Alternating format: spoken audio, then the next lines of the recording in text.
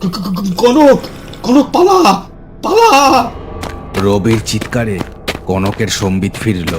ওরা দুজন পিছন ফিরে দৌড়তে শুরু করলো। চারিদিকে ভাঙা ইটের স্তূপ, তার মাঝখান দিয়ে দুজনে দৌড়ে চলেছে। রবির হাতের আলোটা অনেকক্ষণ নিভে গেছে। কনক দৌড়তে দৌড়তে ঘাড় ঘুরিয়ে পেছনে দেখল, কারণ ততক্ষণে একটা কিছুর ছুটে আসার শব্দ শুরু হয়েছে।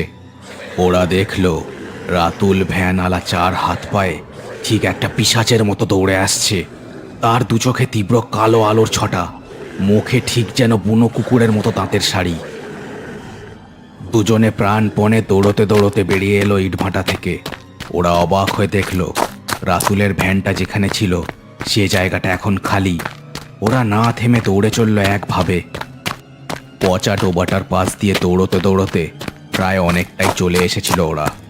হঠাৎ কনক পায়ে হোঁচট খেয়ে ছপাত করে পড়ল মাঠের ওপর। আরে আরে, শুয়ে গড়াগড়ি খাচ্ছিস কেন?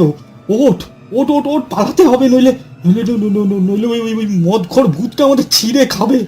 কনক কোনো রকমে উঠতে গিয়ে আবার একটা দৃশ্য দেখে একেবারে আঁতকে উঠল। ও ও ও রবি, ওই দেখ, ওই যে ডোবার কাদার দিকে দেখ দেখ। রবি এ কথায় পচা ডোবার কাদার দিকে দেখল।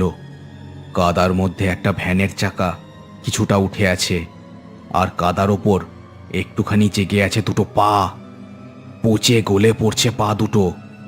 একটা পায়ের আঙুলে ঝুলে আছে নীল